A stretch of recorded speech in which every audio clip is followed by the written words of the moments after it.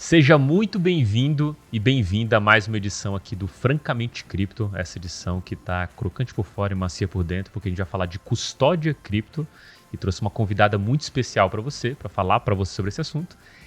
Mas antes de apresentar aqui a nossa convidada, queria dar boas-vindas aqui aos meus co-hosts, o Luca Benedetti do meu lado esquerdo. E aí, Luca, o que você tem para falar de futebol? A gente pode tocar nesse assunto hoje? A gente pode. Que bom. Então tá. Pô, fase de finais da Champions é maneiro, né? Eliminatórias e tal. Maravilha. Jogão. Vamos ver, só jogão, né? Dizem que é uma verdadeira Copa do Mundo isso aí. Bom, e direto do Rio de Janeiro temos o Rony Schuster. E aí, Rony, tudo tranquilo com você?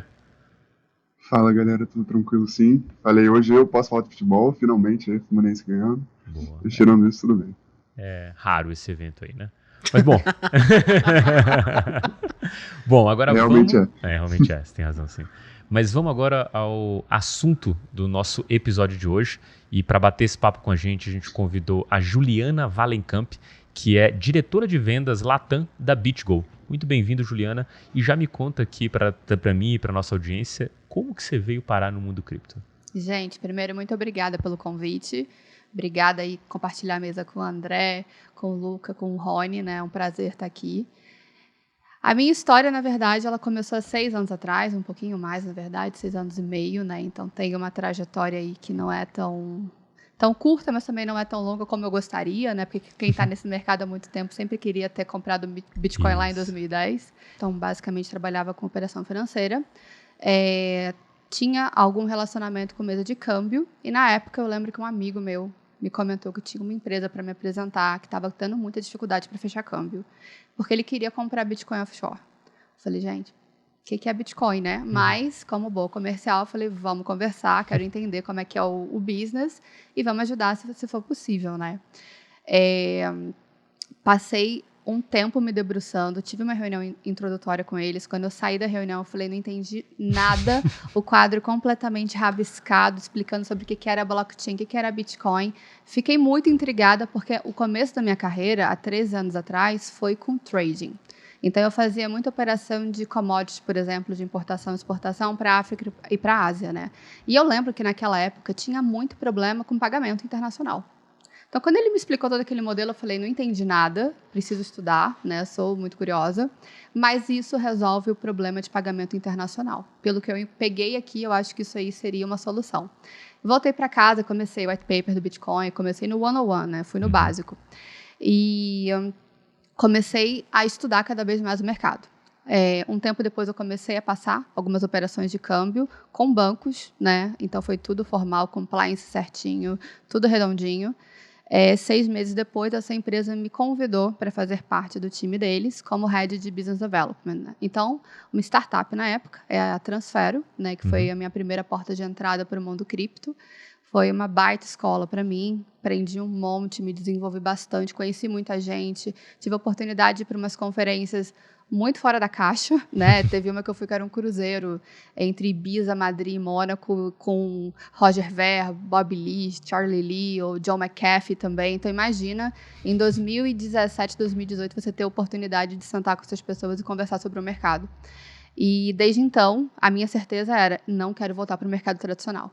Isso aqui é muito forte, isso aqui pode salvar muitas dores que hoje existem, não só no mercado financeiro, porque as minhas teses vão além, e a minha certeza é que eu queria me desenvolver cada vez mais nesse nicho. Depois da Transfero, eu fui convidada pela Ripple para assumir a parte de BD Latam. Então, eu ficava responsável pela estratégia de expansão da RippleNet, que é o protocolo basicamente de FX. Né? Então, muito contato com banco, instituição financeira, fintech, payment provider, um pouco de interação com o Banco Central também, principalmente Brasil e Argentina, porque em países como os nossos na América Latina, né, a gente tem um controle de capital ainda, então era importante ensinar para o Banco Central e orientar também o que a gente queria fazer para não ser mal interpretado como uma evasão fiscal. Né? Então, a gente teve essa interação muito forte com o regulador. Depois da Ripple, comecei a sentir um FOMO, que foi na época que DeFi começou a ficar muito aquecido. Na Ripple, eu só trabalhava com XRP. Né, e com RippleNet, e depois com RippleX, em alguns protocolos também para serem listados na blockchain. Então, comecei a me sentir um pouco, ansiosa, né? E também acompanhando o mercado de varejo crescendo cada vez mais, né? Entrei na Gemini. Na Gemini eu era responsável por América Latina, principalmente Colômbia e Brasil, para o lançamento da plataforma, né, de varejo. Infelizmente o plano não foi para frente, veio o bear market também. E recentemente estou na BitGo, né, sou responsável pela operação Brasil, também olho para a América Latina, mas principalmente Brasil, pelo momento que a gente está passando aqui, de tanta coisa acontecendo. Estou em contato com os clientes, sou responsável pela estratégia e, né, sou a pessoa focal aqui na região. Além da BitGo, sou envolvido em outros projetos também. Então, tem a Alma DAO, né, que é uma investment DAO que a gente está criando aqui no Brasil para tokenizar um fundo de investimento de VC e acelerar startups também. E também sou advisor de algumas iniciativas, como a Preserva Land, que é um projeto de tokenização de crédito de carbono. Então, sou bem entusiasta, né, como vocês podem ver. Além de trabalhar nesse mercado há 6 anos, também sou investidora. Então, sou muito, muito exposta ao mercado, tenho fortes teses, né? E é isso, tenho muitas crenças, né, positivas. Bom, agora você tocou num negócio que eu vou ter que fugir da pauta aqui. Adorei esse finalzinho de fortes crenças e teses, assim, uma coisa que a gente adora discutir são essas teses. Quais são as coisas aí que você mais tem como visão para esse mercado e consoante ou não com o que o mercado vê de fato? Eu acho que, de fato, como eu falei antes, né, a gente consegue ver inovação e disrupção para diversos setores, não só para o financeiro. A gente está muito debruçado nesse primeiro, né, momento cripto para investimento, para pagamento, né, como reserva de valor também. Então, a gente acaba focando muito nisso. A gente tem que lembrar que blockchain não é só isso, né? Blockchain, na verdade, é um database descentralizado, transparente, que pode solucionar milhões de problemas, né? Então, nesse nicho, eu enxergo que, sim, a gente pode trazer muita oportunidade, seja para desbancarizado, seja para democratização de serviço financeiro, seja para agilidade e para deixar taxas mais competitivas também. Também serve como um meio de investimento alternativo, né? Assim como tem gente que hoje investe em ouro, investe em obras de arte. Acho que Bitcoin entra um pouco nessa caixinha, não mal comparando, não acho que sejam parecidos, mas é uma caixinha de investimento alternativo. Mas, como eu disse antes, eu acho que outros setores vão se beneficiar muito ainda de blockchain e, consequentemente, de ativos tokenizados, né? Sejam de tokens que existam nesse ecossistema. Então, eu vejo valor para a indústria, por exemplo, de healthcare, de supply chain, para a indústria de meios de consumo, para a indústria de, por exemplo, seguradora, né? Então, hoje, quando a gente pensa em blockchain, a gente tem infinitas possibilidades. Tem telecom também. Imagina agora com 5G, você unir isso com blockchain. Então, são diversas implementações que ainda estão em baby steps, né? Hoje não são realidade. Hoje eu acho que a linguagem ainda é muito complexa para você trazer a adoção em massa, ainda para investimento também. Quando a gente começa a falar, por exemplo, com o público varejo que é mais leigo, e você começa a falar sobre wallet. O que é uma wallet? O que é uma carteira? O que é aquela frase gigantesca com os 1000 caracteres que eu tenho que decorar? Isso ainda está muito difícil, né? Das pessoas se aproximarem da tecnologia, inclusive para a gente que trabalha. Eu trabalho no mercado há 6 anos e tem assuntos que ainda não domino e que também sei que eu não vou dominar, né? Então, acho que o nosso desafio, né, como builder, que eu gosto de chamar, é de fato descomplicar isso. Então, como é que eu posso fazer a UX do meu cliente ser o mais simples possível para daqui a alguns anos, na verdade, poucos anos, porque a curva de adoção está cada vez mais rápida, ele pegue o celular dele, ele acesse uma aplicação que é backed por blockchain, e aí, de novo, pode ser um serviço financeiro, pode ser qualquer um desses outros setores que eu te comentei, e que ele nem sabe que ele está usando blockchain. Uhum. Então, para mim, a minha visão, né, de 5 anos, não vou nem me estender muito, porque cripto é dog years, tudo acontece numa velocidade assustadora, o que é bom, porque deixa tudo dinâmico, né, mas, ao mesmo tempo, a gente está construindo enquanto a gente está usando, enquanto a gente está aprendendo. Então, minha visão vai mais por esse caminho. Maravilha. Entrando um pouco na pauta em si, tem a área que você trabalha aqui, a empresa que você trabalha aqui é uma custodiante, né, norte-americana, tem um folclore por trás desse mercado que é basicamente assim, falando do ponto de vista de quem viu essas empresas nascerem, que é um bunker, todo mundo com chave privada separada em em localização geográfica diferente, né? Então tem uma série de cuidados e que a gente não entende muito bem aqui do nosso lado se isso é mais folclore de fato, né? Uma história contada, ou se tem realmente algumas coisas que de fato são extremas de segurança, assim, a ponto de você ter que seguir para aquilo realmente atingir um nível de segurança satisfatório do ponto de vista de uma custodiante, de fato, que óbvio você não quer perder o saldo dos seus clientes. Conta um pouquinho pra gente o que significa essa custódia profissional e que talvez quais são as diferenças de uma custódia que eu faria na minha casa com um pendrive. Perfeito. Bom, falando até um pouco sobre a história da BitGo, né? A BitGo ela foi criada, um dos fundadores é o Mike Belch, que criou o protocolo de multi-signature, né, que hoje é o nosso principal protocolo. A gente também opera com outros, mas esse é o mais forte, né? E como você falou, é bem curioso. De fato, tem muito folclore em cima de como que isso funciona, mas tem coisas que são verdade. E através disso que a gente garante, de fato, a segurança dos clientes com essas chaves que ficam offline, né? Então, voltando um pouquinho sobre a BitGo ela sempre teve esse viés institucional. A gente não opera com varejo. Nossos clientes hoje na verdade, a gente fala que a gente está no intermédio entre o mundo financeiro tradicional e o mundo cripto. Porque a gente consegue oferecer hoje infraestrutura para esses dois atores diferentes, né? Nossos principais pilares são infraestrutura, segurança, como eu disse, né?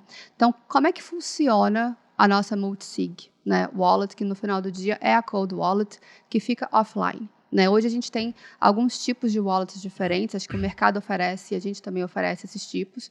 A gente tem hoje o que a gente chama de cold wallet, que é a custódia regulada. A gente tem as hot wallets, que são endereços, na verdade, né, fornecidos por um software que ficam online. E a gente tem sistemas híbridos de self-manage, né, onde o cliente tem um diferencial dele ficar com algumas chaves e isso operar tanto no hot como no cold, né, tanto no hot como no offline. O multisig, ele nada mais é do que, como o nome mesmo já diz, é necessário multi-assinaturas para que ele opere. Então, ele fica guardado no que a gente chama de vaults, que são cofres, né? A gente tem hoje HSMs, que são hardwares específicos para deixar a nossa chave custodiada, né? Deixar as chaves custodiadas. E como o nome disse, né? A gente precisa de multi-assinaturas, né? Cada assinatura, na verdade, responde a uma chave, para que isso seja desbloqueado. E aí eu vou avançar e adicionar um pouco mais de contexto. Além desse protocolo de segurança que a gente criou, que inclusive é open source, né? Então qualquer um hoje pode acessar esse protocolo e ver como que funciona, fazer o que a gente chama de stress test, que é tentar hackear, tentar quebrar esse protocolo. A gente se preocupou em virar uma trust company. Então, isso é um grande diferencial hoje, principalmente num custodiante cripto. Além de a gente ter esses mecanismos de segurança e de infraestrutura que são extremamente robustos e nunca foi hackeado, isso é um ponto importante também. Nos últimos 10 anos, ninguém nunca conseguiu hackear a BitGo, apesar de inúmeras tentativas. A gente também olhou para o regulador de uma maneira muito transparente, de uma maneira muito cooperativa e quis explicar para o regulador qual que é a importância de um custodiante regulado, de um custodiante cripto regulado, né? Então, hoje a gente tem essa chancela de Trust Company em 4 jurisdições diferentes. South Dakota, a gente foi o primeiro custodiante a ser regulado lá. Nova York. Nos Estados Unidos não tem uma regra federal, então por isso que é um pouco diferente. A gente opera por jurisdição. No país inteiro, mas a gente é regulado por jurisdição, e também na Alemanha e na Suíça, né? E, de novo, qual que é o diferencial disso? O regulador que hoje está olhando para um banco, que está olhando para uma instituição financeira, também está olhando para a gente. Então, a gente tem protocolos de compliance, de QIC, a gente tem processos de auditoria extremamente complexos. A gente tem tanto o SOC 1 como o SOC 2, né, que são mecanismos de acompanhamento de processos que são muito robustos. A gente tem auditorias que acontecem semestralmente também. Isso tudo agregado com a parte de infra, com a parte de segurança multisig que a gente criou, né? Isso foi criado pelo Mike Belch. Então, essas são algumas nuances do nosso business, né? Por que a gente fez isso? Porque a gente se preocupou com isso. Como eu disse, nosso mercado ele é principalmente institucional. Quando eu falo institucional, eu estou falando de banco. estou falando de um asset manager, estou falando de um fundo de investimento, estou falando de um family office. Essas personas, elas têm que reportar para terceiros, né, que estão depositando capital, sobre a responsabilidade deles para fazer uma gestão, para fazer uma custódia, enfim, para fazer, né, toda a parte de administração desse fundo. Quando a gente fala de um banco, ele também tem protocolos de compliance, de auditoria, de know your customer extremamente complexos, porque eles precisam ter essa infraestrutura. Então, a gente se preocupou em criar todo esse arcabouço regulatório para atender da melhor maneira possível esses agentes, né? E bom, quando a gente fala, né, de uma custódia regulada, a gente fala exatamente disso. A gente fala de segurança, transparência para o regulador, né, transparência nos processos de auditoria, né, e muita fluidez nesse contato com o cliente, porque não é nada muito engessado também, né? Hoje a gente tem pessoas internamente que atendem diretamente as contas, né, que tem relacionamento direto com essa trust company, né? E de novo, para um cliente hoje sacar um saldo de uma cold wallet, por exemplo, a gente precisa de multi-assinaturas das nossas próprias entidades, que são trust. Então, não é uma única trust gerindo tudo. É uma trust, por exemplo, dos Estados Unidos com uma trust que está hoje na Alemanha, né? Então, essa comunicação entre elas traz ainda mais confiabilidade, né? Robustez e segurança para os nossos clientes finais, que é a principal dor que a gente está olhando hoje. Você descreveu o business de custódia ali por, acho que, vários prismas, né? Vários olhares ali, desde tecnologia, a questão da licença, mas eu fico curioso para entender como que de fato esse business é dividido, o que é em grau de importância mais importante na escadinha da construção desse negócio que, como você falou, está dominando boa parte do mundo aí, tirando essas licenças, né? Mas qual que é a ordem de grandeza e em posição de cada uma dessas vertentes que constroem a questão da custódia? Acho que, de fato, a primeira é o hardware, né? Então, tá numa estrutura offline, que foi como eu comentei, que são os HSMs, né? Que são esses hardwares que detêm a chave. E, além disso, o protocolo multisig, né? Porque como ele necessariamente precisa de multi-assinaturas, não pode que uma pessoa só entre, né, na custódia, por exemplo, de um cliente e mova os fundos de maneira discricionária. Então, a gente precisa que pelo menos 2 pessoas, na verdade, 2 são o mínimo, né? O cliente que ele define como que ele seta isso. Se ele quiser que sejam 4, 5 pessoas diferentes, em jurisdições diferentes, para aprovarem essas operações, isso também é possível, né? E além dessas multi-aprovações, a gente tem o HSM também, que fica guardando as chaves offline. Então, é muito difícil hoje ter, por exemplo, um ataque de hacker numa cold wallet nossa, porque está offline. Não está na rede. Então, como é que ele vai acessar um hardware que está num cofre num banco, lá no meio de South Dakota? É o que a gente chama de trazer estrutura de mercado, né? Então, por exemplo, quando a gente olha hoje para um fundo de investimento tradicional, do mercado tradicional, você tem os papéis muito bem divididos. Você tem o administrador, você tem o custodiante, você tem o auditor, você tem o gestor. Nunca é a mesma empresa. Nem pode ser a mesma empresa. Então, na verdade, a nossa grande missão é trazer essa lição aprendida do mercado tradicional para o mercado de cripto com as melhores boas práticas e, obviamente, adaptando para a realidade do mercado de cripto, né? Porque precisa ser fluido. Então, hoje a gente defende muito isso, que o mercado de cripto precisa de mais estrutura, precisa de papéis bem definidos, né? Para que a gente saiba, de fato, quem tem responsabilidade em cima de cada elo da cadeia, e é nisso que a gente se propõe cada vez mais. Rony tinha uma pergunta, né, Rony?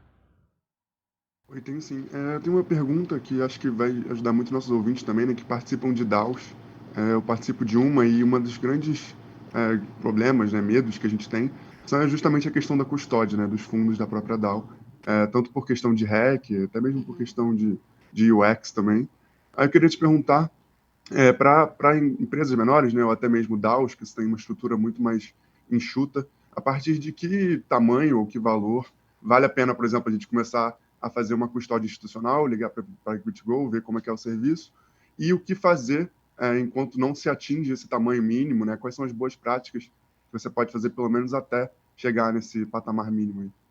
Não, ótima pergunta. A gente atende, na verdade, todos os nichos, né? Então, a gente vai desde banco muito grande até assets que estão começando, como também DAOs e, como eu comentei, né, players de cripto, players de Web3 diretamente, seja exchange, seja uma plataforma de lending, sejam novos protocolos. A gente consegue hoje estar nesse intermédio desses dois mundos. No caso de DAOs, assim, a gente, na verdade, não tem um mínimo solicitado, obviamente, que vai começar a fazer sentido para as empresas por causa do custo que vai ser, né? Mas a gente consegue ser extremamente competitivo para empresas que tenham estruturas menores. A gente entende isso, por isso que a gente hoje está muito do lado das startups também, o que também não era muito conhecido pelo mercado. Às vezes, eu já escutei de empresas que são menores, que estão começando a operação agora, e me falam, nossa, mas eu não sabia que a BitGo atendia também esse tamanho, eu achei que era só banco grande. A gente tem muito banco grande no nosso pipeline, mas a gente entende que para trazer até mais educação para esse mercado, a gente abriu muito o escopo do nosso pipeline para conseguir apoiar de maneira robusta também players menores que estejam começando que também necessitem, né, desses graus de segurança.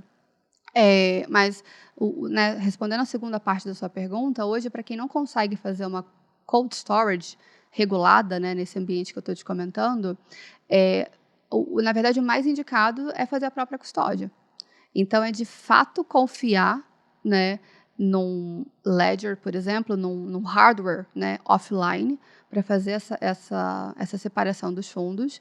Ter, obviamente, processos de governança muito bem estruturados, né? Quem é que vai ter acesso a essa chave, quantas pessoas vão poder acessar, quais são os graus de visibilidade que os outros membros vão ter. Então, isso, né, normalmente é definido internamente nas empresas, nos projetos e protocolos, né? E confiar em bons hardwares também para fazer a parte de custódia proprietária. Depois do episódio que aconteceu com a FTX, na verdade, quando a gente se pronunciou no mercado, o nosso principal ponto saibam aonde vocês estão fazendo a custódia. Ou saibam aonde os seus fundos estão. Não interessa se é com a BitGo. Acho que a BitGo também, obviamente, não tem essa presunção de fazer custódia para o mercado inteiro. Mas se você não está copiando, se você não está hoje confiando num player regulado, saiba quem é essa empresa, saiba quem está por trás, saiba quais são os protocolos de segurança, o que você tem de backup, ou faça a sua própria custódia. Se você tem hoje dominância na tecnologia, porque, como eu estava falando, é extremamente complexo, sim, e ainda é muito complexo, é pouco user-friendly, né, em algumas nuances, que a pessoa que faça a custódia saiba muito bem o que ela está fazendo. Né? Porque também clicar num botão para fazer um withdraw de um fundo, para fazer um saque de um fundo e, eventualmente, isso ser hackeado nesse meio desse processo, não é difícil. A gente sabe que os hackers hoje estão cada vez mais sofisticados, né? Inclusive usando o ChatGPT para fazer comunicação, phishing. Então, assim, o que é a máxima que a gente fala no mercado e que eu adoro repetir também. Trust, but verify. Confie, mas verifique, né? Então, acho que esse seria a minha recomendação. Você falou de duas coisas que a gente acho que vai abordar aqui ainda, e para mim são as duas coisas talvez mais interessantes para a gente trazer, que é a questão dos hacks no mundo cripto, né? Você falou aqui basicamente na impossibilidade disso ser hackeado por uma questão física, né? Você não tem como acessar e ponto, não existe essa possibilidade. E quando a gente olha pro histórico, né, a gente vê claramente que as custodiantes não foram hackeadas, não existe esse histórico de hack nesse jeito. E a impossibilidade aqui é única e exclusivamente física aqui. Não tem nenhuma outra coisa que diferencie o negócio de uma exchange perto de vocês, porque ela é mais vulnerável. É só a inviabilidade física desse cara acessar o hardware. É isso. Na verdade, tecnologia e a vulnerabilidade física, né? Então, por exemplo, hoje a gente tem exchange, 30% das exchanges globais fazem custódia com a BitGo. Né? Por quê? Porque a gente entende também que tem exchange que não tem como core a parte de custódia, que não é regulado como custodiante. Então, também tem interesse nesse serviço para, de novo, trazer mais confiabilidade para o cliente final que está acessando a plataforma. Né? E quando a gente opera hoje num protocolo de cold wallet, isso está seguro, tanto pelo caráter físico da proteção das chaves offline, como da tecnologia multisig, né, que você precisa de diversas assinaturas. Então, para alguém conseguir entrar nessa infraestrutura e acessar os tokens, primeiro precisaria conseguir acessar múltiplas assinaturas, o que é extremamente complexo, porque às vezes elas estão em jurisdições diferentes, às vezes estão em países diferentes, não só jurisdições, né? E segundo, conseguir acessar esses hardwares que estão offline. Então, assim, como eu disse, em 10 anos a gente nunca foi hackeado, nunca conseguiram acessar nenhuma carteira da BitGo, né? A gente se orgulha muito disso, de trazer esse benchmark para o mercado, né? Que de fato é possível ter uma custódia confiável. E, por exemplo, no caso da FTX, que aconteceu recentemente, né, no ano passado, se a FTX tivesse a custódia com a BitGo, isso nunca aconteceria. Primeiro porque os assets dos clientes obrigatoriamente ficam segregados, não pode ter a mistura, né, dos assets dos clientes com os assets da exchange, isso é impossibilitado. E segundo, porque grande parte das exchanges também deixam os assets, que hoje, né, fazem a custódia com a gente, deixam os assets em cold wallet. É uma combinação, na verdade, de cold wallet, hot wallet, tem a warm wallet também, né? Então a gente usa um sistema, na verdade, híbrido. E a gente gosta de falar muito sobre isso. Quando a gente está falando de custodiante no mercado atual, nem toda custódia foi criada igual. E nem toda empresa que se diz custodiante, hoje de fato é custodiante, nem regulada. Então, novamente, quando a gente está pensando em trazer estrutura de mercado, quando a gente está pensando em trazer segurança para o cliente final, quando a gente está pensando em trazer boas práticas para o mercado local, é importante, né, se atentar a esses pequenos detalhes que, no mundo ideal, a tecnologia funciona, está tudo lindo, tudo maravilhoso. Quando acontecem casos como a FTX, e aí? Né, para quem, aonde que você vai, em quem que você vai atrás? No nosso caso, o regulador fecha a operação. É basicamente isso. O regulador entra na operação da BitGo, fecha a porta e fala, daqui para frente eu assumo. Né? No caso de outros provedores no mercado, você vai ter que ir numa corte internacional, ficar brigando. FTX. Os investidores que perderam os fundos estão completamente entregues agora. Você vai nas Bahamas brigar contra o regulador local. Então, assim, é muito delicado, né? A gente não está falando do nosso dinheiro, a gente está falando do dinheiro de terceiros, então é mais delicado ainda, né? E por isso que a gente se preocupou em trazer todos esses detalhes, né, para a nossa estrutura. Aqui tem uma pergunta, pelo menos para mim, interessante, né? Porque quando você fala da questão do regulador que é da Bahamas, assim, tipo, o cara tá lá, como que você vai acessar esse cara e quão confiável você acha que é e quão aware você tá das leis locais a ponto de entender tudo aquilo ou até de consultar alguém que saiba aquilo. Acho que tem uma série de problemas aí que você pode enfrentar. Só que quando a gente olha para o contexto hoje do que a gente tem visto Estados Unidos, tem um pouco de receio de como que a regulação vai encarar tudo por lá, né? Sim. Então, esse receio hoje do investidor de falar, cara, beleza, eu não vou numa jurisdição da Bahamas, mas talvez se isso acontecer nos Estados Unidos, antes de ter qualquer problema, o próprio regulador possa criar esse problema. Como que isso tem reverberado para vocês de maneira direta ou indireta, a ponto de vista de tentar entender se o mercado americano vai sair mais forte desse cenário aí de perseguição ao mundo cripto ou não, né? Qual a visão de vocês em relação a isso? É delicado, porque a gente entende que ao mesmo tempo que o regulador se preocupa em trazer segurança para o mercado, às vezes ele põe empecilhos no meio do caminho, mas ao mesmo tempo também é muito importante você começar a dividir bem os atores que hoje estão operando no mercado de cripto para você evitar uma Terra Luna, para você evitar uma Celsius, para você evitar uma próxima FTX, né? Então, do nosso ponto de vista, na verdade, e a SEC até fez uma declaração recente sobre custódia especificadamente nos Estados Unidos, para a gente é extremamente positivo. Porque a gente já está compliant, a gente já está, na verdade, enquadrado em tudo que eles estão solicitando como boas práticas. Né? Então, não tem nenhum, assim, para o nosso business em si, não tem nenhum dificultador, né? Não tem nada que impossibilite a gente de continuar operando. Ao contrário, a gente vai continuar trazendo essa evangelização para o mercado do quão é importante você pensar numa custódia regulada. Olhando para o mundo, é claro que às vezes os Estados Unidos põem tantas barreiras que você breca a tecnologia, você breca a inovação. Infelizmente, isso vai numa seara um pouco acima, né, nossa, que entra em política, entra em outros interesses envolvidos e a gente não tem controle sobre tudo. O que a gente continua fazendo, educando o regulador, né, sendo muito transparente sobre a nossa tecnologia, a nossa infraestrutura, como que a gente opera, como que a gente traz mais transparência para o mercado no final do dia, né? E como que isso pode trazer valor para o mercado de cripto também, né? Que era o que eu estava comentando. Hoje você tem papéis muito bem definidos no mercado tradicional. É importante que o mercado cripto também olhe para isso com bons olhos. Claro que tem os maximalistas, que, né, enfim, né, são mais no viés do Bitcoin, e tudo bem, isso existe também. São verticais e são linhas de pensamento, né, que existe, de novo, né, até no mercado tradicional também. Mas quando a gente olha para cripto, é importante ter segurança. Porque, imagina, qual que é o cenário, em quanto tempo você acha, agora eu te devolvo a pergunta, que aconteceria um mundo ideal onde o mercado varejo mesmo, onde toda a população conseguisse administrar as chaves proprietárias? Eu não acho que isso vai acontecer. Acho dificílimo também. E trazendo até um paralelo para o mundo normal, não normal, para o mundo de hoje em dia, né, o mundo tradicional, você consegue hoje fazer a custódia do seu dinheiro, dos seus reais.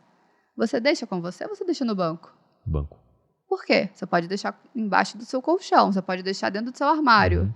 Por que você deixa no banco? Me sentiria seguro com todos os meus R$1.000 debaixo do colchão. Então, por que cripto tem que ser diferente? Se a gente está caminhando para uma economia cada vez mais tokenizada, se a gente está caminhando para uma economia cada vez mais digital, né, que de fato já é, por que você vai deixar sua custódia? De novo, se você tem empatia com a tecnologia, de ter o seu pendrive, de conectar e você conseguir fazer essas operações, ótimo, sugiro também. Se você não tem, o risco de você perder aquele device ali pequenininho, né, você põe às vezes numa bolsa, põe numa gaveta, aquilo ali se perde. Quantos casos de gente lá atrás, né, os OGs de cripto, que perderam mais de 1.000 bitcoins e agora estão, né, tão chateados. Então, acho que é um pouco por aí a linha de raciocínio. Queria fazer um comentário. Eu já sabia que ele ia falar. Presta atenção, vamos ver se ele consegue ser educado. Mentira. Cara, eu discordo um pouco disso. Discorra.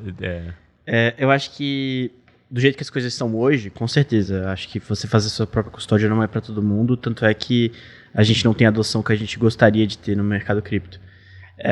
Mas tem muita coisa vindo por aí que pretende mudar isso. Acho que um exemplo muito claro é todo esse esforço para você ter account abstraction no Ethereum, por exemplo. Eu sabia que vocês iam vir com esse batidão do account abstraction, né? Tudo S2 account abstraction. Discorra, o que é account abstraction? Explica para o nosso ouvinte aí também. Bom, o account abstraction basicamente é você migrar desse panorama de uma conta em que você administra a chave e ela é uma conta normal, você tem uma conta que é um contrato inteligente. E aí, através dessa conta de contrato inteligente, você consegue colocar algumas funções em que você consegue dar bypass desses problemas de você perder a chave privada, por exemplo. Acho que um exemplo que o Rony sempre dá aqui, né? Se eu não fizer transações por tanto tempo, transfere o saldo dessa carteira para outra carteira. Ou então, tem uma que o Vitalik até colocou num texto dele, que eu acho interessantíssima essa visão dele, que é você pode, no contrato inteligente, colocar uma função que recupera a chave privada de acordo se outras pessoas que têm uma parcela daquela chave privada concordarem em restaurar aquela chave. Então, você pode, por exemplo, combinar com seus amigos, vocês vão ser os guardiões da minha chave privada aqui. Só se não algum pode dia... brigar, né, com eles. Não pode dar problema nessa amizade. Só não pode brigar com eles. Mas isso também pode valer, por exemplo, para alguma instituição, como o caso de vocês. Sim. Então, vamos supor, eu vou dividir minha chave privada com a BitGo, com outro custodiante, sei lá, com a minha mãe. E aí eu posso fazer uma coisa desse tipo, sabe? Não sei, obviamente que é uma coisa que é um cenário que é cada um que escolhe como vai fazer. Acho que você ter a opção da custódia, se você fazer a sua própria custódia, é muito importante também. Ajuda você a abarcar mais gente para cripto. Não é todo mundo que entra em cripto pela ideia de ser mais responsável pelo seu próprio dinheiro, ser o verdadeiro dono do seu dinheiro. Mas eu discordo um pouco dessa visão por conta disso. E eu concordo com você. Eu acho que o mundo ideal é exatamente a gente chegar nesse momento. Só que eu acho que a gente está muito longe ainda desse momento. Ou não, como eu disse, né? São dog years. Então pode ser que em 5, 10 anos isso já seja uma funcionalidade habitual que todo mundo esteja super confortável, porque a UX é maravilhosa. Ou não. E, de novo, isso para varejo acho que funciona muito bem. Quando a gente está falando, por exemplo, de um family office, que tem alguns poucos 300 milhões, por exemplo, né? Será que ele vai querer deixar isso dessa maneira? Talvez não, talvez sim, posso estar errada. Talvez ele queira deixar no cofre dele da Casa de Mônaco. Tudo bem, não tem problema. Mas quando a gente olha para o capital institucional entrando, né, aí que eu acho que o custodiante regulado ganha mais força. De fato, não é para o investidor pessoa física, né, a não ser que seja high net worth individual com uma quantidade muito alta, né, de assets. Mas, de novo, eu acho que cada vez mais o varejo, as pessoas, né, entenderem como que isso funciona, é imprescindível para a gente crescer organicamente no mercado, né? Então, apesar de eu ter feito aquelas declarações, eu concordo 100% com você. Eu adoraria que todo mundo conseguisse usar a sua chave privada, tivesse a sua própria wallet e, né, conseguisse construir uma plena economia girando em torno disso. Eu acho que ainda é um pouco utópico, né? E talvez para isso se concretizar no espaço de tempo muito curto, de novo, a tecnologia ainda é muito complexa. Mas, quem sabe, né? Posso estar errada, adoraria estar errada e adoraria ver isso ser realidade também. E isso para mim leva... depois eu passo a você, Rony, que eu quero só pegar o gancho aqui específico, tá? Sobre essa questão da...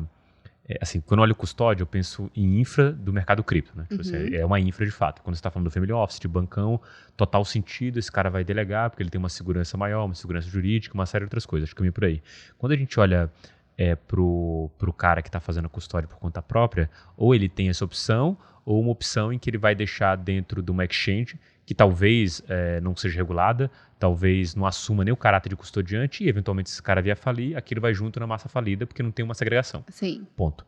Só que aí, quando a gente traça algumas possibilidades aqui, até da própria lei de Moore, né, de custo cada vez mais decrescente, a tecnologia com uma coisa que vai causar deflação nos custos de uso do dia a dia nosso, a gente pode desenhar uma possibilidade de, eventualmente, uma custódia dessa, seja por account abstraction, seja pelo barateamento dessa infraestrutura, que você consiga atingir outros públicos. E cada vez mais, e pensando obviamente numa curva ali que vai se aproximando do custo zero, você consegue atingir cada vez mais pessoas até atingir um layer ali de varejo que vai se sentir confortável com aquilo e vai usar um custodiante com segregação patrimonial da sua exchange.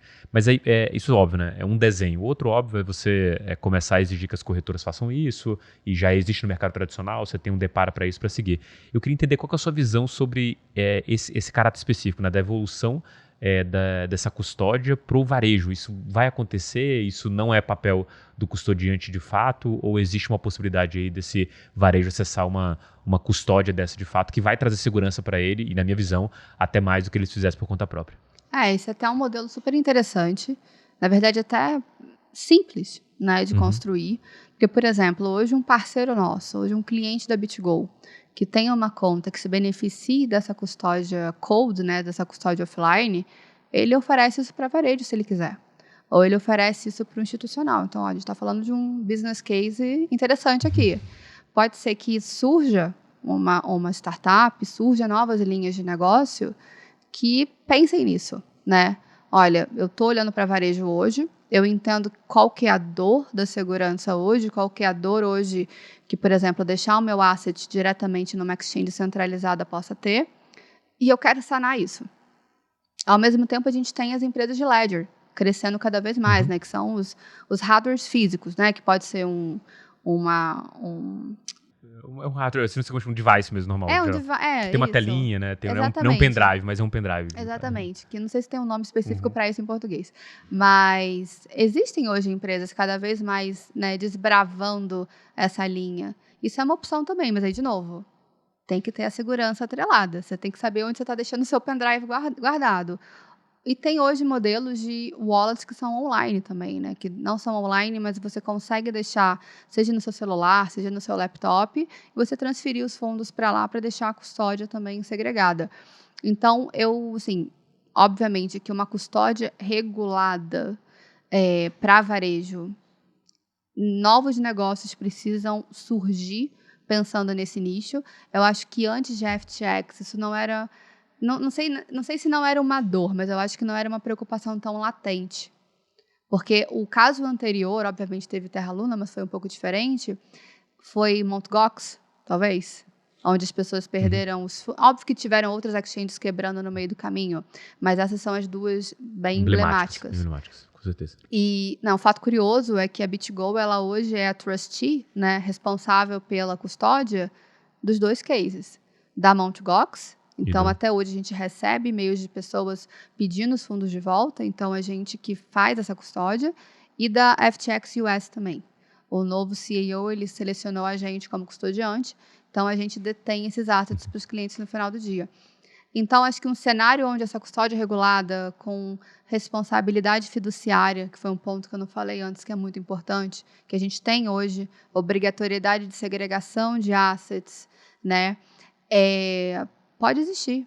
Eu acho que não tem nenhum empecilho. É, de fato, pessoas estarem olhando para esse mercado, de fato, ter um apetite do mercado para consumir esse serviço também, entender que isso é uma demanda e ter interesse, né, em adquirir um serviço como esse. Mas, de novo, isso pode ser feito num modelo desse ou por um ledger, por um hardware à parte, né? Então, tem essas possibilidades. Acaba que quando a pessoa é muito entusiasta do mercado de cripto, ela já sabe fazer a custódia. Então, ela conectar um pendrive, fazer o trade, desplugar, às vezes não é tão difícil para ela. Quando você é um novo entrante, ou às vezes quando você não tem tempo, quando você de fato não quer ter aquela responsabilidade, aí de fato confiar em alguém para fazer isso é a opção mais indicada. Ou deixar numa exchange que tenha uma custódia regulada também. Voltando um pouquinho naquilo que você falou, a questão de você oferecer o serviço de custódia para um terceiro, né? Você ter a custódia lá na BitGo e oferecer para o terceiro. Acho que tem um exemplo muito, muito bom disso, que é o Rapid Bitcoin, né? Que roda e a custódia é da BitGo. Sim. E é justamente isso, né? Você oferece aqueles bitcoins que estão em custódia para todo mundo que quer transacionar eles tokenizados no Ethereum, né? Então é interessante ver isso, porque ele funciona como se fosse um USDC, né? O USDC, ele é um dólar que está na conta bancária em algum lugar e o Rapid Bitcoin é um Bitcoin que está na custódia de vocês. Então é como se vocês fossem o grande bancão para a gente colocar os nossos bitcoins e confiar e falar, ó, tá tudo lá, se você quiser sacar, a gente deixa você sacar aqui, mas confie que tá lá, você pode auditar e tudo mais. Sim, e a gente, exatamente, o Rapid Bitcoin é um dos melhores exemplos. A gente acabou recentemente também ampliando a parte de custódia para os ativos tradicionais tokenizados. Então, por exemplo, você tem uma debenture, você tem um bond que foi tokenizado, a gente também faz essa custódia, né? A gente está fazendo isso para alguns clientes que estão com projetos novos de tokenização. E a gente adicionou uns features interessantes também. Por exemplo, hoje o cliente que está na nossa custódia, e a gente entendeu que isso era uma demanda que existia de fato, por exemplo, o nosso cliente ele tem uma custódia offline, mas ele quer fazer um staking. Hoje, através da nossa Cold Wallet, ele consegue fazer um staking. E não precisa tirar da Cold Wallet. O que significa isso? Significa que o asset dele já ia ficar parado numa custódia fria. Então, ele está numa estrutura robusta, ele tem um seguro de $250 milhões em cima daquela custódia, e ele está rentabilizando o Ethereum dele que está ali parado.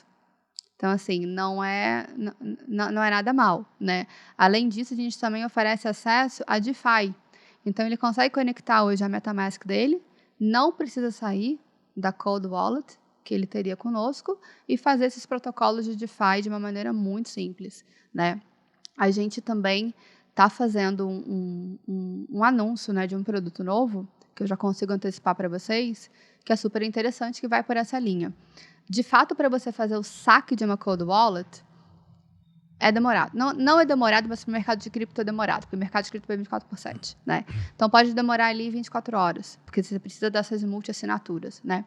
A gente entende que a gente tem cliente que, de novo, são assets, que tem traders de alta frequência, que querem capturar oportunidades de arbitragem que são muito rápidas.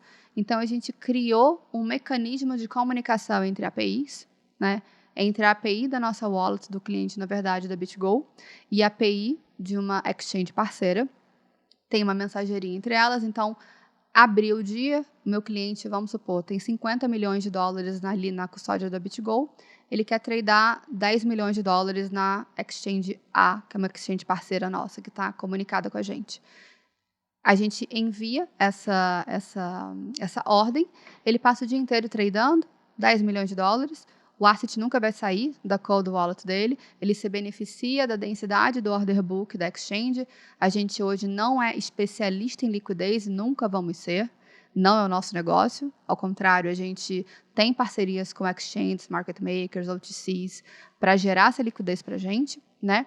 Então, ele trada o dia inteiro, no final do dia tem um fechamento, tem um settlement entre posições. Opa, de 10 milhões agora quanto que ele tem? Ele tem 11 milhões, ele tem 8 milhões. A gente faz o cruzamento dos balanços, né, entre as wallets e pronto, fechou a posição. Então, a gente começou a agregar novos fatores e novas funcionalidades para a wallet fria, né, fria e quente, porque a gente entende que hoje ter esse ambiente regulado é muito importante para o institucional, né? Então, como é que a gente conseguia melhorar? Como é que a gente conseguia trazer mais competitividade para o meu cliente não precisar sair daquele ambiente e ter uma dor muito grande para sacar aqueles fundos? Então, a gente foi construindo esse ecossistema, né, esse quase que one-stop shop institucional, que hoje pode ser tanto diretamente para um institucional, pode ser para um B2B2C, né, pode ser para um B2B2B2C, então a gente consegue hoje oferecer toda essa infra, white label, né, então no final do dia, se o nosso cliente não quiser comunicar que é BitGo, também não precisa comunicar que é BitGo, né? Mas, de novo, a gente consegue adicionar todo esse arcabouço regulatório, né? E de segurança que a gente sabe que é muito importante. Só para entender essa feature que você está falando, vamos supor que você fosse parceira da FTX nesse momento, eu fosse um family office e tivesse uma conta você tivesse esse serviço de mensageria, o API, conexão. Minha custódia estaria dentro da BitGo e eu poderia transacionar aquilo e, eventualmente, num crash da FTX, aquilo não entraria na massa falida porque está na custódia. Está na custódia da BitGo, exatamente isso. Beleza. Exatamente. Deixa feliz isso aí. Ô, Rony, você tinha uma pergunta, né? Queria só voltar um pouquinho do assunto que a gente estava falando antes, né? A gente está falando de custódia para o varejo no futuro, mas, cara, eu queria perguntar a sua opinião sobre a questão de custódia mais a nível de países, né? E bancos centrais, de modo geral, né? Por que tudo isso? Eu lembro lá no começo, quando eu comecei a ver casos de uso de Bitcoin e cripto de modo geral, né? Uma notícia muito interessante que era, acho que, ou o governo da Alemanha ou da Inglaterra pedindo uma transferência de reservas de ouro aí que estavam em algum outro país, e aí eles tiveram que pagar milhões de dólares de seguro, milhões de dólares para fazer a transferência do ouro físico em si, né? Enfim, não vou entrar no papel de que moeda digital talvez seja uma melhor reserva de valor ou não, mas eu queria perguntar qual é a sua opinião e quanto tempo você acha que vai demorar para, efetivamente, bancos centrais começarem a fazer custódia de cripto como reserva, e se você acha que vai ter algum impedimento por parte de TradFi para isso acontecer. É uma boa pergunta.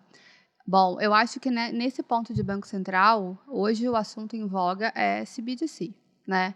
Tem vários países com essas discussões acontecendo em paralelo. O Brasil mesmo está muito à frente, né? Acho que o Roberto Campos é uma figura espetacular com a agenda cripto e a agenda blockchain que ele está traçando. Tem muita inovação sendo desenvolvida, principalmente por conta de flexibilidade do Banco Central. Então, acho que no primeiro momento, Rony, eu vejo o Banco Central ele se preocupando mais com a custódia da CBDC, né? E aí, em paralelo, eu vejo as Security Commissions, né, as CVMs mundo afora, se preocupando com a custódia dos ativos financeiros tokenizados, que também eu acho que é um ponto importante, né? Então, hoje, quando a gente vê um banco, por exemplo, emitindo uma debenture tokenizada, aonde que está a custódia daquele ativo? Quem que é responsável pelaquela custódia, né? Então, acho que num curto prazo, esses são os principais pontos a serem endereçados e também a serem definidos, né, por essas duas entidades regulatórias. Acho que num futuro, talvez de novo, né, não muito longe, porque o mundo já está numa velocidade diferenciada, você pensar que o banco hoje tem uma custódia de Bitcoin, o Banco Central tem uma custódia de Bitcoin, não acho impossível. Não, de novo, acho que tem, novamente, né, uma lição de casa muito grande a ser feita, né, principalmente do ponto de vista do regulador. Óbvio que algumas teses do Bitcoin têm que ser ratificadas, e aí acho que o Holver, né, de 4 em 4 anos, ele corrobora muito, o capital institucional entrando também corrobora muito, né? mas não é tão simples. A gente tem, por exemplo, El Salvador, né, que o presidente do Banco Central ele é completamente pró-cripto, né, já instaurou o Bitcoin como uma moeda oficial. Então, talvez em jurisdições que tenham essa flexibilidade maior, isso seja uma realidade tangível mais rápida, né, de curto prazo. Agora, Estados Unidos, assim, Banco Central Europeu, aí eu acho que essa conversa pode demorar um pouquinho mais até para eles, de fato, entenderem, né, a tecnologia e os ativos digitais. Acho que, de fato, tem muita gente trabalhando nisso hoje em dia, né, dentro dos bancos centrais também, o que é ótimo, né, o que traz ainda mais pontos positivos para o mercado de curto prazo, porque cada vez mais que os reguladores entendam, a gente vai trazer mais concorrência, a gente vai trazer mais inovação, a gente vai trazer produtos mais sofisticados, produtos mais competitivos, mais rápidos, mais baratos, né? A gente vai trazer mais democratização desses ativos, talvez, né? E o que vocês fizeram, o mercado Bitcoin fez há alguns anos atrás, foi incrível, né? Na parte de debenture. Porque antes isso não era acessível para o mercado de varejo. Então, você diminuir aquele ticket ali para você conseguir democratizar aquele tipo de produto, eu vejo isso sendo o futuro de outros tantos ativos financeiros, né? Então, acho que a preocupação deles hoje iria mais nessa linha. Bem, legal. Tem uma coisa que sempre me vem à mente quando a gente está falando de uma venda institucional, né, que seja family office, sejam bancos, é todo o cuidado que as instituições têm quanto a aceitar esses novos parceiros, né? E nesse caso específico que você está falando de custódia de dinheiro, de recursos, deve ser um negócio pior ainda, né? Porque, na verdade, não é só um parceiro que vai plugar, esse cara vai ficar com boa parte do meu dinheiro. Qual que é a dificuldade dessa venda técnica, né? Porque você está falando de processos ultra específicos ali para as pessoas que talvez não tenham muito domínio do que é cripto entenderem o quão seguro é aquilo, né? Esse processo de venda e entendimento desse cliente é muito longo ou ele hoje já chega tipo, com meio caminho andado e é mais fácil ali? Como que é esse processo? Acho que é um pouco dos dois. Ele é longo porque a gente está falando de um player regulado, um player institucional, então, invariavelmente, seja o compliance, seja o contratual, vai ter alguns ciclos por parte das duas empresas, né? Geralmente a parte que a gente mais demora. Mas, por incrível que pareça, esses grandes players hoje, né? Esses grandes bancos, essas grandes instituições financeiras, elas têm unidades internas dedicadas para cripto e para blockchain já. Entendi. Então, acho que, novamente, né? É uma curva de adoção muito rápida. Eu acho que eu trabalho no mercado há 6 anos. Esse movimento começou a ser mais forte nos últimos 2 anos, 1 ano e meio. Antes disso, você não tinha tanta instituição falando assim sobre Bitcoin, sobre adicionar Bitcoin, sobre pensar em adicionar Bitcoin, e cada vez mais isso fica frequente, né? Então, quando você vai conversar com um ator como esse, muitas vezes ele já tem bastante domínio, né? Assim, pelo menos um conhecimento do mercado bem abrangente, e de fato as perguntas são mais técnicas relacionadas aos serviços, relacionada a como que funciona a tecnologia, quais são os riscos, o que cobre, né, seja aquele seguro, seja aquela infraestrutura. Então, ele quer entender de fato aonde que ele está exposto, né? Quais são os processos de compliance da empresa, muitas vezes, o que ele vai ter que responder, como é que é a parte de integração técnica também, como é que funciona a API. Então, são perguntas bem específicas, né, já bem direcionada para o negócio, mas muitas vezes são conhecimentos bem avançados, né? Muito diferente de há 4 anos atrás, quando eu, de novo, conversava com muito banco. Acho que nesses últimos 6 anos eu sempre tive muita interface com um player regulado. Há 6 anos atrás o tema era extremamente alérgico. Você falava de Bitcoin e a gente falava, não, pelo amor de Deus, eu não quero falar disso. Lavagem de dinheiro é bolha, não e não. Hoje em dia, você já não tem mais tanta retração. Obviamente que tem atores que são mais conservadores e tudo bem, é posicionamento. Você não vai brigar, às vezes, com um banco que existe há mais de 100 anos para colocar cripto no portfólio se ele não se sente confortável com isso. Mas tem atores que cada vez mais vão enxergando a oportunidade, não querem perder market share também, porque o capital está saindo deles para compra de cripto, isso é uma verdade, né? E eles acabam entendendo isso como um aliado, entendendo a tecnologia como uma nova fronteira de possibilidade. Então, beleza, eu posso adicionar um buy, sell and hold, um compra, venda e carteira, né, de cripto na minha plataforma. Mas o que mais eu posso fazer? Como é que eu posso tokenizar isso aqui, que é interessante? E como que eu faço isso? Então, acho que as conversas elas estão mais fluidas, muitas vezes demoradas por processos que são burocráticos no mundo tradicional também, não por ser cripto, né? E, obviamente, que eventos como a FTX, às vezes você está 5 passos adiantado, daqui a pouco, opa, você dá 10 passos para trás, né? Que é o trabalho que a gente vem tendo quando a gente constrói um mercado. Às vezes a gente vai, educa, e aí acontecem, enfim, situações como essa que, de novo, e eu falei isso também logo depois que aconteceu a FTX. O que aconteceu com a FTX não foi um problema do mercado de cripto. Cripto foi um meio facilitador daquilo se desenvolver. Mas Bitcoin mudou? A blockchain mudou? Nada mudou.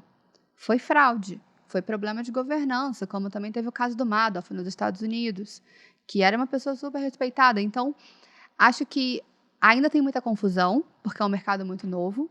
A regulamentação está sendo criada. Isso também acaba trazendo um pouco mais de reticência às vezes. Mas o processo, surpreendentemente, vem sendo muito fluido, né?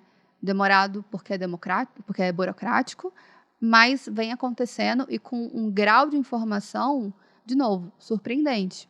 Então, acho que isso vai ser cada vez mais comum, né?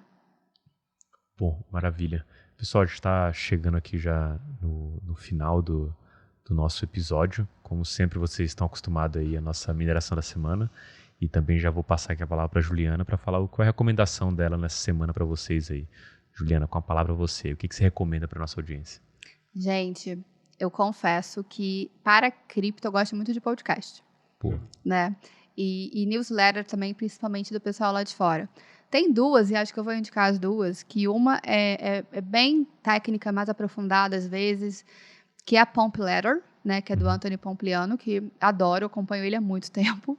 E a segunda já é um pouco mais o viés do mercado de cripto, um pouquinho entrando naquele mundo do meme, que é The Milk Road, que eu acho fenomenal, eu rio muito, dou muita risada com os posts. Ele explica sobre o que está acontecendo no mercado, só que de uma maneira muito leve, né, de uma maneira engraçada. Então, para quem está procurando um conhecimento de fato mais aprofundado, mais sério, mais técnico, e entrevistas, né, com pessoas do mercado que são super relevantes, The Pomp Letter, que o Anthony Pompliano, para mim, é uma referência desde que eu comecei.